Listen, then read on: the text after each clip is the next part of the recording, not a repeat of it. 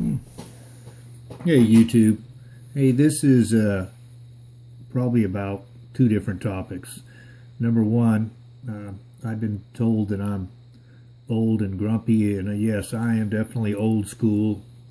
And one of the things that I have take a great deal in pride of being old school is I'm a man of my word. If I make a deal with somebody, then I follow through on that deal. And the other part that this story is about is one of the advantages in dealing with just really boring basic bullion. And I'll get into the story. This bar has caused an uproar between a couple people in this community. I have two of them, as you can see. And I had made mention that I was going to sell one of these bars. And somebody contacted me. I'm sure they're no longer a subscriber. And they offered me a price. We came to an agreement. And they wanted to know if they could send me a X amount of money because they couldn't afford the whole thing. And so they wanted to put a deposit down, and I hold it, and then they had X amount of time to come up with the rest of the money. And matter of fact, I even wrote them an email and explained it all in writing, and that it was non-refundable. They had X amount of time. And long story short, at the end of that time, they contacted me and gave me a story of woe of why they couldn't come up with the rest of the money, and they wanted their money back. And I told them no, that's not the way the deal worked. And so I'm sure they unsubscribed and left unhappily. But I certainly had clear conscience because that was the deal.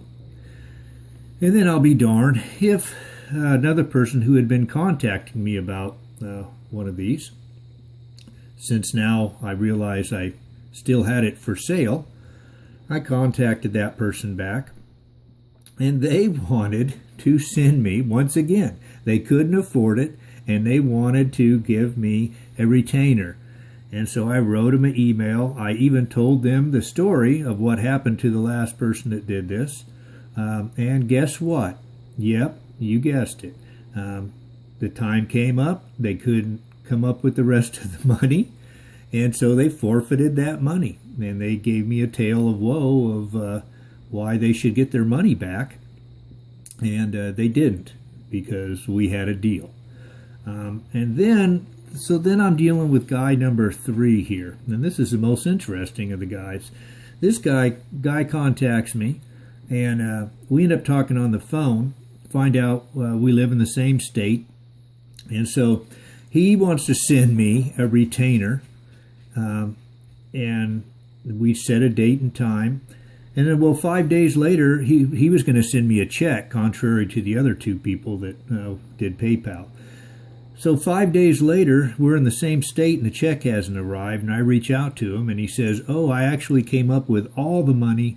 I'm going to buy the bar from you this weekend. Let's meet." Well, okay, great. So we set a destination in between where the two of us live. And then Friday evening comes. We're going to do this on a Saturday. Friday evening comes, and he just remembered that he had plans, and so he canceled on Friday evening. And obviously by that time I started figuring the jig was up. But he said he still wanted to buy it and then do it next week. And then finally he contacts me a week later when we're getting ready to meet again the next weekend, and he says that he found one for less, and he bought it.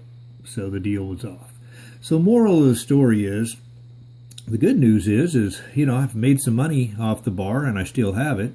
And but what's really disappointing is that people have gotten angry because they failed to upkeep their end of the bargain. And I'll tell you, the way I was raised and the way I am is if I make a deal, if I told you I was going to buy this, and then if the day before I found it for less, but I knew you had taken it off eBay for me and were holding it for me, I would buy it still. But that's the difference in people. So, which gets me to the other part of my story, which is one of the reasons why I like plain old bullion. You know, when you want to go sell like a plain old, like a JM bar like this, you can just call up APMEX or Provident or whatever, get a fair price, and it's done. Where some of the more collectible things, you know, you got to find the right individual to get your best money out of it. So just wanted to bring this to light to some people. So like I said, it's, you know, and that goes the same with coins or rounds, and it's all applicable. You know, the things that are your basic, you know, sell for just a little bit above spot stuff, and you sell them back at spot.